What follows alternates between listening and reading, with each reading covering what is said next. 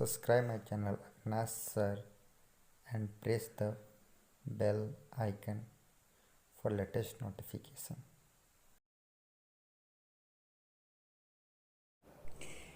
बाबर का जन्म 24 फरवरी 1483 ईस्वी को कहाँ पे हुआ था? Option A Fergana, option B Kandahar, option C Kabul और ऑप्शन डी गजनी। तो यहाँ पे आंसर हो जाएगा बाबर का जन्म फरगना में हुआ था। नेक्स्ट क्वेश्चन पे चलेंगे।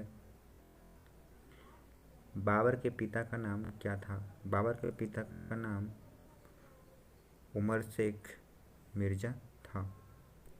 नेक्स्ट नंबर क्वेश्चन, बाबर की माता का नाम क्या था? बाबर की माता का नाम, ऑप्शन दिया हुआ है, 4 ऑप्शन बताइएगा। इसमें से बाबर की माता का नाम कुतलुग निगार खानम था। नेक्स्ट क्वेश्चन नंबर चलते हैं।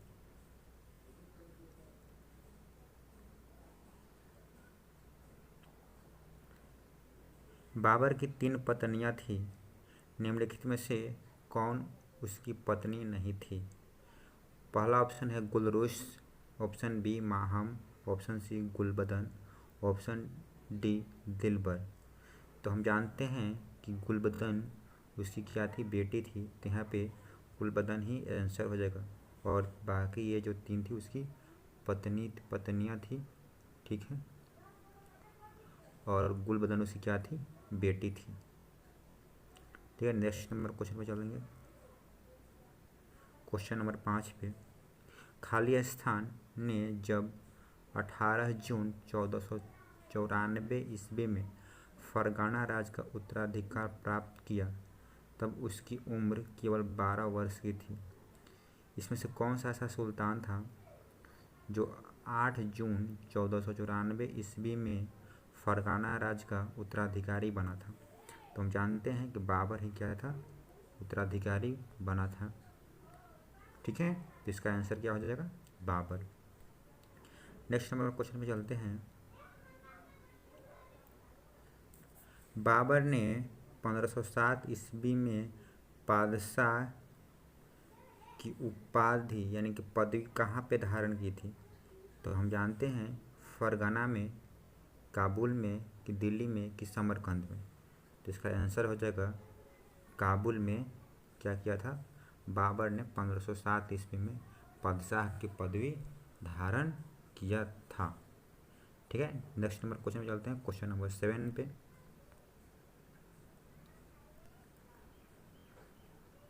बाबर ने किस विजय के उपरांत बादशाह की उपाधि धारण की थी? तो अभी हम लोग पिछले क्वेश्चन में देखे थे कि किस युद्ध के बाद, यानी कि काबुल में, यानी काबुल युद्ध की विजय के बाद बाबर ने क्या किया था, बादशाह की उपाधि धारण किया था। नेक्स्ट नंबर क्वेश्चन पे चलेंगे। क्वेश्चन नंबर 8 पे, यहाँ पे लिखा हुआ है पादशाहनामा का लेखक कौन है? Option A Abdul Qadir, option B Nizamuddin Ahmad, option C Abul Fazl या ऑप्शन डी अब्दुल हमीद लाहौरी। तो पादशाहनामा के लेखक कौन हो जाएगा, अब्दुल हमीद लाहौरी, ठीक है। इसका ऑप्शन हो जाएगा अब्दुल हमीद लाहौरी। क्वेश्चन नंबर 9 पे चलेंगे। क्वेश्चन नंबर 9 देखेंगे कि बाबर ने चांदी का सिक्का किसके नाम पे चलाया था? Option A Shahrukh, option B रुपया, ऑप्शन सी टंका या ऑप्शन डी दिरहम। तो हम जानते हैं कि बाबर ने काबुल में चांदी का सिक्का शाहरुख के नाम पे चलाया था, शाहरुख के नाम पे चलाया था। क्वेश्चन नंबर 10 पे चलते हैं। बाबर ने बाबरी नामक चांदी के सिक्के कहाँ पे चलाए थे? तो ऑप्शन ए कंधार में, ऑप्शन बी काबुल में, ऑप्शन सी सिंध में या ऑप्शन डी आगरा में। तो इसका आंसर हो जाएगा कि बाबर ने बाबरी नामक चांदी का सिक्का कहाँ पे चलाया था? चलाया था वो कंधार में चलाया था, ठीक है। क्वेश्चन नंबर 11 पे चलते हैं। बाबर ने पहली बार पश्चिम से होकर भारत में प्रवेश किया था, यानी कि भारत में प्रवेश करने से किस राज्य से होकर भारत में प्रवेश किया था बाबर? तो ऑप्शन है कश्मीर, सिंध, पंजाब या राजस्थान। तो इसका आंसर हो जाएगा राजस्थान से होते हुए वो भारत में प्रवेश किया था, यानी पश्चिम से। ठीक है, पश्चिम से पहली बार पंजाब से होकर भारत में बाबर प्रवेश किया था। ऑप्शन नंबर सी इसका सही हो जाएगा। चलिए क्वेश्चन नंबर 12 पे चलते हैं कि भारत पर आक्रमण हेतु किसने बाबर को निमंत्रण नहीं भेजा था? यहाँ पे बोल रहा है कि निमंत्रण नहीं भेजा था। तो हम जानते हैं कि राणा सांगा भी भेजा था, ठीक है, आलम खां भी भेजा था और दौलत खां भी भेजा था, लेकिन शेर शाह सूरी नहीं भेजा था। तो मेरा आंसर क्या हो जाएगा? शेर शाह सूरी इसका आंसर हो जाएगा। शेर शाह सूरी ही भारत पर आक्रमण हेतु बाबर को निमंत्रण नहीं भेजा था। ठीक है, क्वेश्चन नंबर 13 पे चलते हैं।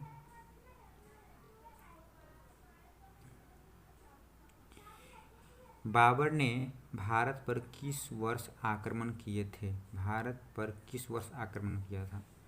तो हम जानते हैं पहली बार किया था 1526 ईस्वी में, यानी कि इसका आंसर हो जाएगा सी, पानीपत का प्रथम युद्ध। पानीपत का प्रथम युद्ध, ठीक है। पानीपत के प्रथम युद्ध में बाबर ने पहली बार 1526 ईस्वी में भारत पर आक्रमण किया था। ठीक है, क्वेश्चन नंबर 14 पे चलते हैं। भारत का प्रथम मुगल बादशाह कौन था? तो ऑब्वियसली बहुत सारा इजी क्वेश्चन है, इसका आंसर हो जाएगा बाबर। बाबर ही प्रथम मुगल बादशाह था। ठीक है, क्वेश्चन नंबर 15 पे चलते हैं। बोल रहा है क्वेश्चन नंबर 15 कि भारत के मुगल शासक बनने पर जहरुद्दीन मोहम्मद ने क्या नाम रखा? बाबर का असली नाम क्या था? जहरुद्दीन मोहम्मद था। ठीक है, तो मुगल शासक बनने के बाद अपना नाम क्या रखा था? बाबर रखा था। तो इसका आंसर हो जाएगा बाबर। ठीक है, बाबर का असली नाम क्या था? जहरुद्दीन मोहम्मद, लेकिन वो भारत में मुगल शासक स्थापित किया था, उसके बाद अपना नाम क्या रखा था? बाबर। ठीक है, क्वेश्चन नंबर 16 पे चलते हैं। क्वेश्चन नंबर 16, दिल्ली में मुगल साम्राज्य की नींव निम्नलिखित में से किस लड़ाई के परिणाम स्वरूप पड़ी?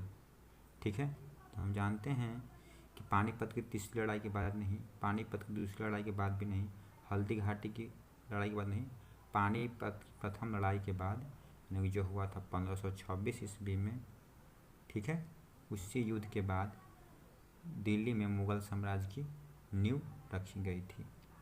ठीक है, क्वेश्चन नंबर 17 पे चलते हैं। क्वेश्चन नंबर 17 कह रहा है कि वर्ष 1526 ईस्वी में, ठीक है, लड़ी गई पानीपत की पहली लड़ाई में बाबर से कौन पराजित हुआ था? तो 1526 ईस्वी में जानते हैं 1526 ईस्वी में पानीपत का प्रथम युद्ध हुआ था और उसमें उसके विरोधी था इब्राहिम लोदी। और इब्राहिम लोदी लोदी वंश का शासक था, जो कि सिकंदर लोदी का सक्सेसर यानी उसका बेटा कह सकते हैं। ठीक है, और इन्हीं दोनों के बीच हुआ था, इब्राहिम लोदी और बाबर के बीच, पानीपत का प्रथम युद्ध। इसमें इब्राहिम लोदी की हार हुई थी और बाबर विजय हुआ था। ठीक है, क्वेश्चन नंबर 18 पे चलते हैं। पानीपत की प्रथम लड़ाई किन दो सेनाओं के बीच लड़ी गई? तो अभी वही सेम क्वेश्चन है, इसका आंसर हो जाएगा बाबर और लोदी साम्राज्य के बीच लड़ी गई थी। बाबर और लोदी साम्राज्य के बीच पानीपत की प्रथम लड़ाई लड़ी गई थी। क्वेश्चन नंबर 19, क्वेश्चन नंबर 19 कह रहा है कि पानीपत के युद्ध में बाबर की जीत का मुख्य कारण क्या था? तो उसके मुख्य कारण क्या था? उसके सैनिक का कुशलता, सैनिक उसके बहुत कुशल थे, जिसके कारण वह पानीपत का युद्ध आसानी से जीत गया था। क्वेश्चन नंबर 20, बाबर ने प्रसिद्ध तुलगामा नीति का प्रयोग सर्वप्रथम किस युद्ध में किया? तो तुलगामा पद्धति का उपयोग सर्वप्रथम और पानीपत के प्रथम युद्ध में किया था। ठीक है। क्वेश्चन नंबर 21 पे चलते हैं। बोल रहा है कि किस युद्ध के विजय के उपलक्ष्य में बाबर ने काबुल निवासियों को एक एक चांदी के सिक्के दी और इस उदारता के लिए उसे कलंदर की उपाधि दी गई? तो इसका आंसर हो जाएगा पानीपत का प्रथम युद्ध। पानीपत के प्रथम युद्ध के बाद बाबर ने कलंदर की उपाधि धारण की थी। ठीक है। पूछता है कि किस युद्ध के बाद बाबर ने कलंदर की उपाधि धारण की? तो पानीपत का प्रथम युद्ध के बाद बाबर ने कलंदर की उपाधि धारण की थी।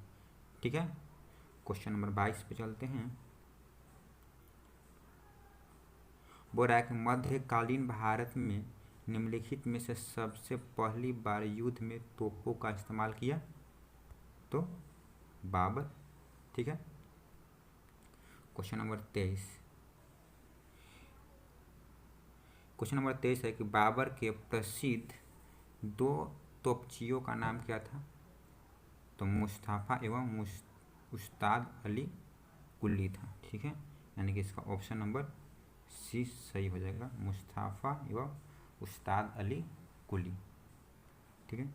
अगर आपको ये सेशन अच्छा लग रहा हो कृपया मेरे चैनल को लाइक और सब्सक्राइब करना ना भूलें। क्वेश्चन नंबर 24, मध्यकालीन इतिहास में वह पहला कौन सा युद्ध था जो जल एवं थल दोनों पे लड़ा गया था? तो ये इसका युद्ध कौन सा युद्ध था जो कि युद्ध था जो जल और थल दोनों पे लड़ा गया था? तो था घाघरा का युद्ध। ठीक है। घाघरा का युद्ध जल और थल दोनों पे लड़ा गया था। क्वेश्चन नंबर 25, बोला खानवा के युद्ध 17 मार्च 1527 ईस्वी में बाबर द्वारा पराजित किए जाने वाला राजपूत कौन था? तो था राणा सांगा। राणा सांगा। और पूछता है खानवा का युद्ध किसके किसके बीच हुआ था? तो राणा सांगा और बाबर के बीच 1527 ईस्वी में हुआ था। क्वेश्चन नंबर 26, किस युद्ध में बाबर ने जिहाद का नारा दिया? तो जिहाद का नारा दिया खानवा के युद्ध में। ठीक है। बोला किस युद्ध में विजय के उपरांत बाबर ने गाजी की उपाधि धारण की? तो गाजी की उपाधि धारण की खानवा युद्ध के बाद। ठीक है। 1528 नंबर क्वेश्चन पे चलते हैं कि 29 जनवरी 1528 ईस्वी में किसने चंदेरी में राजपूतों को हराया था? तो चंदेरी में बाबर ने ही चंदेरी के युद्ध में मेदिनी राय को हराया था। ठीक है।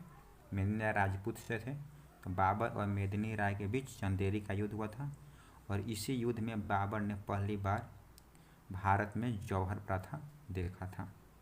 ठीक है। 29 नंबर क्वेश्चन 29 नंबर क्वेश्चन, इनमें से किसने बाबर को 1502 ईस्वी में सर ए पुल के युद्ध में पराजित किया था? तो option A Shaibani Khan, option B Abdullah Khan Uzbek या ऑप्शन सी उबैदुल्ला खां या ऑप्शन डी जानी बेग। तो इसका आंसर सही हो जाएगा सैबानी खां। और एकमात्र युद्ध था सर ए पुल का जो कि बाबर हारा था अपने जीवन काल में। ठीक है, याद रखिएगा। बोला कि मध्य एशिया के किस शासक ने बाबर के विरुद्ध उज़्बेकों की युद्ध नीति तुलगामा पद्धति का प्रयोग किया था? तो इसका भी ऑप्शन हो जाएगा सैबानी खां। क्वेश्चन नंबर 31, निम्नलिखित राजाओं में से किसने सैनिक संगठन में श्रेणी प्रणाली का प्रचलन किया जिसमें छोटी टुकड़ी में 50 सैनिक होते थे? तो इसका ऑप्शन हो जाएगा सही बाबर।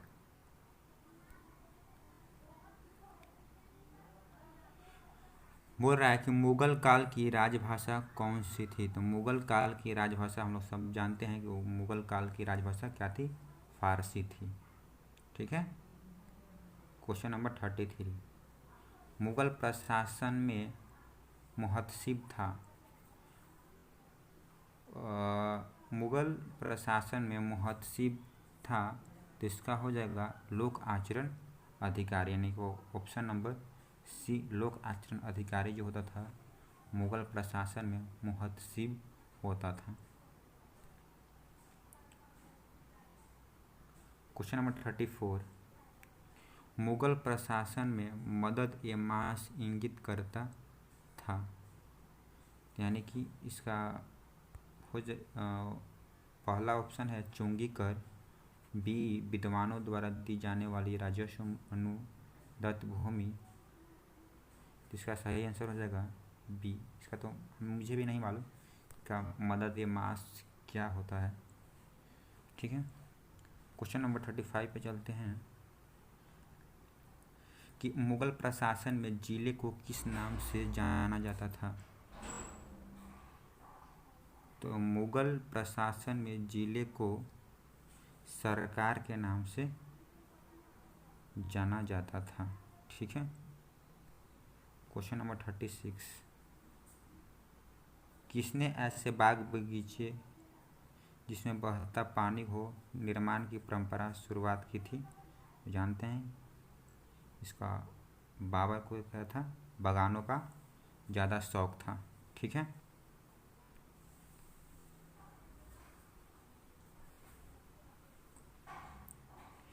किस मुगल शासक ने भारत की वनस्पति और प्राणी जगत, ऋतुओं और फलों को विवरण अपनी दैनंदिन डायरी में दिया है? तो इसका ऑप्शन क्या हो जाएगा? बाबर। ठीक है। क्वेश्चन नंबर 38 पे चलते हैं,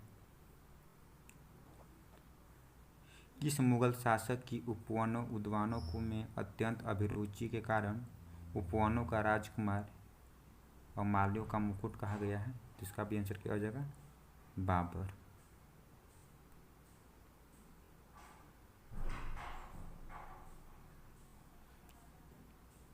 क्वेश्चन नंबर 39, भूमि मापने के लिए गज या बाबरी मापक का प्रयोग किसने किया है? तो ऑप्शन ए बाबर, बी शेरशाह सूरी, अकबर, हुमायूं। इसका सही हो जाएगा गज ए बाबरी, बाबर ही शुरू किया था। ठीक है। क्वेश्चन नंबर 40 पे चलते हैं। क्वेश्चन नंबर 40 कह रहा है कि मसनवी जो बाबर द्वारा मुस्लिम कानूनों के नियमों का संग्रह है क्या कहलाता है? तो ऑप्शन ए है मुआयबीन, दीवान, रोसाडी पर तुर्की संग्रह या बाबरनामा। तो इसका सही हो जाएगा मुबाइन, यानी कि जो कि कानूनों के नियमों का संग्रह था उसको क्या कहते थे? मुबाइन कहते थे। ठीक है। क्वेश्चन नंबर 41, बोल रहा है कि मेहदी ख्वाजा कौन थे? तो मेहदी ख्वाजा बाबर के बहनोई थे। ठीक है। मेहदी ख्वाजा कौन थे? बाबर के बहनोई थे। क्वेश्चन नंबर 42, गुलबदन बेगम किसकी पुत्री थी? तो हम लोग स्टार्टिंग में ही देखे थे कि गुलबदन हुमायूं की बहन होगी जो कि बाबर की बेटी होगी। गुलबदन बाबर की बेटी थी। ठीक है। क्वेश्चन नंबर 43, निम्नलिखित में से किसने कहा कि बाबर की मृत्यु विष देने से हुई है? यानी कि बोला गया है कि बाबर की मृत्यु विष देने से हुई है। तो ऑप्शन ए है निजामुद्दीन अहमद, अबुल फजल, गुलबदन बेगम या अब्बास खां सरवानी। तो इसकी सही आंसर हो जाएगा उसकी बेटी ही बोली थी, उसकी गुलबदन बेगम, कि बाबर की मृत्यु विष देने से हुई है। ठीक है। क्वेश्चन नंबर 44, मुबियान नामक पद शैली के जन्मदाता बाबर ने तुजुक ए बाबरी नामक अपने संस्करण किस भाषा में लिखे थे? तो ऑप्शन ए मंगोल, फारसी, तुर्की, अरबी। तो बाबर ने इसे तुर्की भाषा में लिखा था। ठीक है। क्वेश्चन नंबर 45, बाबर ने अपनी आत्मकथा बाबरनामा की रचना तुर्की भाषा में की, बाद में उसका अनुवाद फारसी में किसने किया? बाद में उसका फारसी में अनुवाद हम सब लोग जानते हैं कि अबुल फजल ने किया था। क्वेश्चन नंबर 46, बाबर ने अपने बाबरनामा में किस हिंदू राज का उल्लेख किया है? तो मेवाड़ के राजा को उल्लेख किया है, मेवाड़ राज का उल्लेख किया है बाबर ने अपने बाबरनामा में। ठीक है। क्वेश्चन नंबर 47 पे आते हैं, रिसल ए उसज की रचना किसने की थी? रिसल ए उसज की रचना किसने की थी? तो रिसल ए उसज की रचना बाबर ने की थी। ठीक है। क्वेश्चन नंबर 48, बाबर का भारत के विरुद्ध प्रथम अभियान यूसुफजाई जाति के विरुद्ध था, जिसमें उन्होंने भारतीय क्षेत्र बाजौर और भेरा पर अधिकार कर लिया था, वह किस वर्ष में? तो किस वर्ष था? यानी कि हम जानते हैं यहाँ पर ऑप्शन दिया 1519, 1507, 1526, 1527। तो इसका सही आंसर हो जाएगा 1519। ठीक है। क्वेश्चन नंबर 49 पे आते हैं, बाबर की मृत्यु 1530 ईस्वी में कहाँ पे हुई थी? तो बाबर की मृत्यु आगरा में हुई थी। ठीक है। क्वेश्चन नंबर 50, प्रारंभ में बाबर के शव को आगरा के आराम बाग में दफनाया गया, बाद में उसे कहाँ पर दफनाया गया था? बाद में उसे हम लोग सब जानते हैं कि काबुल में उसे दोबारा दफनाया गया था। ठीक है। क्वेश्चन नंबर 51, किस मुगल शासक का मकबरा भारत में नहीं है? तो सब कोई जानते हैं कि बाबर का मकबरा भारत में नहीं है। ठीक है।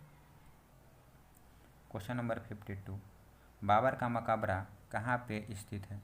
तो बाबर का मकबरा काबुल में स्थित है, काबुल में दफनाया गया था तो काबुल में स्थित होगा। ठीक है।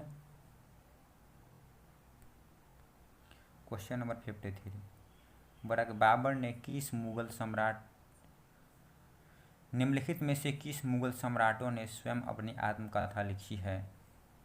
तो जहांगीर और बाबर, यानी कि ऑप्शन नंबर बी, यानी कि बाबर और जहांगीर ने अपनी आत्मकथा खुद लिखी है। ठीक है। और ये पूरा क्वेश्चन था बाबर से रिलेटेड, और मुझे नहीं लगता कि बाबर से